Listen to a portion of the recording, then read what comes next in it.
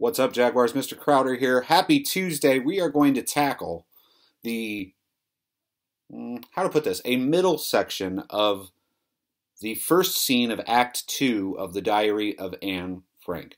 So where we left off was the Franks, the Van Dans, and Mr. Dussel were all kind of upset, freaked out because they had a robber come into the office downstairs and they thought they were going to be captured.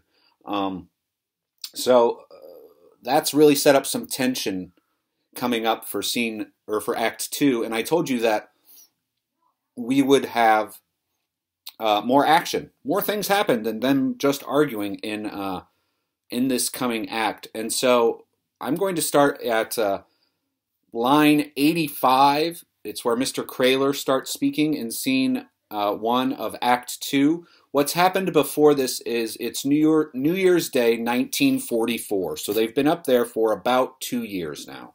And Meep and Mr. Kraler owns the building, Meep works for Mr. Kraler, have come to visit, excuse me, on New Year's Day. So, and what happens here is really interesting. And so I will read this aloud, and I'm going to read from line 85 to line 105 today, and then I'm going to finish the smaller section tomorrow, and we'll have some time to talk about it and reflect about it. So sit tight. It's not going to be too long of a reading today, but really I need you guys to pay attention. So again, we're starting at line 85 in scene 1 of Act 2.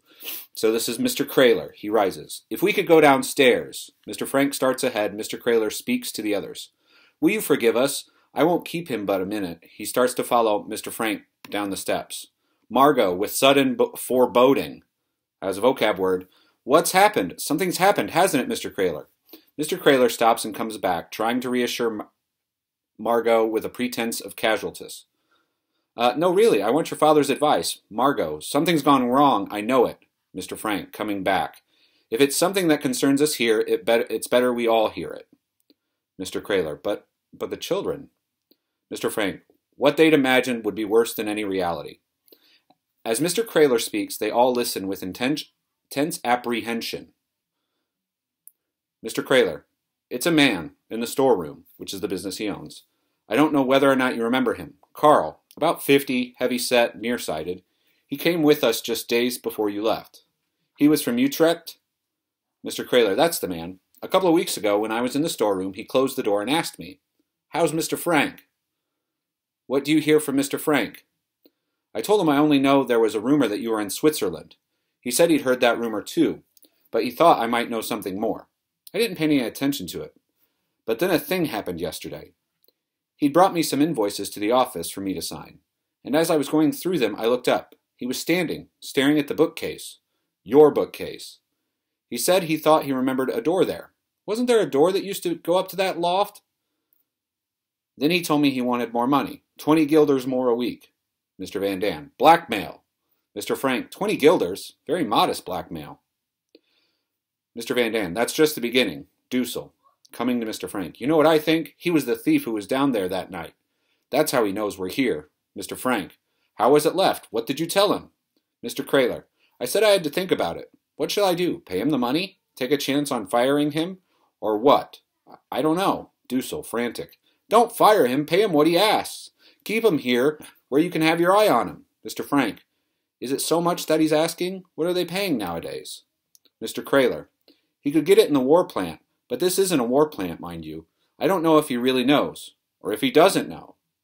And that's the end of that little section, lines 85 to 105. So, what we have going on here is we have Mr. Kraler, somebody that works for him, is trying to blackmail him.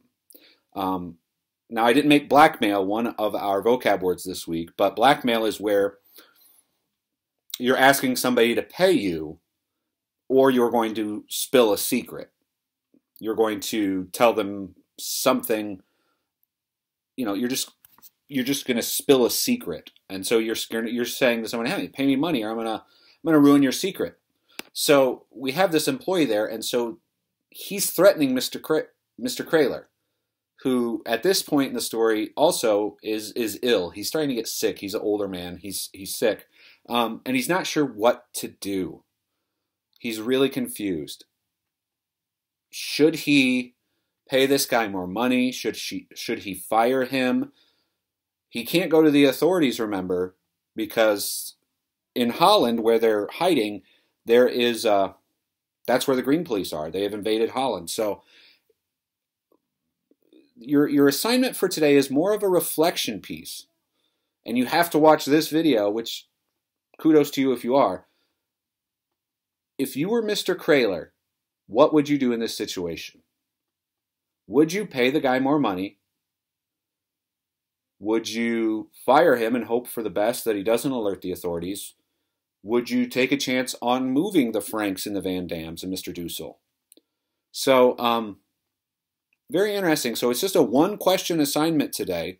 Now, tomorrow we will read the second half of the scene that I wanted to read, and we'll talk a little bit more about this fear, foreboding, these things that are going on, and kind of how you guys would react to it. So I look forward to seeing you guys then. Thanks a lot.